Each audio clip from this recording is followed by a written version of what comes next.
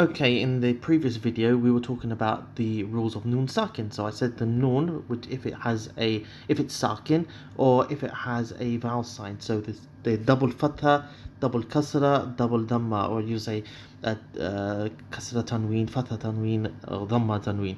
Okay, so basically this one over here, change the color. This one here, any word that ends in that, for instance, I gave min.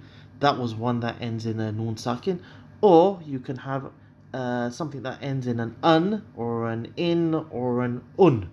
Okay, now the first example I want to give, like I said, we have to split the rules of noon sakin and noon tanween into four categories. Okay, and what they are, the first one that I'm going to go through is something which is called Idzhaar. Okay, Idzhaar. There you go, Idzhaar. Okay, we can spell that how you wish in English. I-Z, I believe H-A-A-R perhaps, but this is one rule. So Idzhaar. Okay, now the first situation that is applicable in are the throat letters. Now there are 6 throat letters. The ones at the bottom we'll start with. So we've got ha, and then we've got hamza. Then in the middle of the throat we've got ha, and then we've got ain. Okay, and the top of the throat we've got kha and ghain. Okay, now these 6 letters we will apply now and use them in the rules of noon sakin and noon tanween. So I found an example where we will use this. So Hamza doesn't actually have a sound of itself. It rests on either the alif or the waw or the ya. That's not a very good example of a ya. That ya. Okay, so you'll always see a Hamza sitting on the top of that. Of these, there are exceptions where you might see the Hamza separately, but that's probably during a word. But typically, I'm looking at a word that starts with any of these.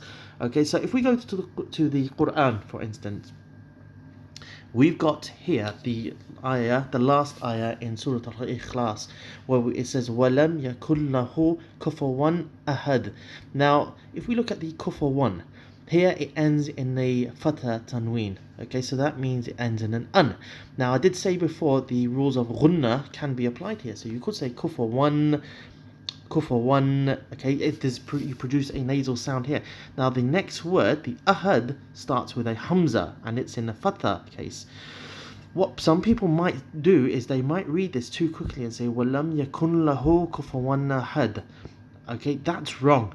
That's like spelling kufuwan ahad as one word. If I had to typically spell it as K-U-F K-U-F-U-W-A-N-A-H-A-A-A-D, that would say kufuwan ahad. That's wrong. You have to be clear on this. It has to be kufuwan ahad. So the hamza produced on top of that alif in ahad has to be separate. You have to say kufuwan ahad. There might be it's not a slight, but it's not a pause. It's ever so subtle. You'll say kufuwan ahad. That's how it should be said.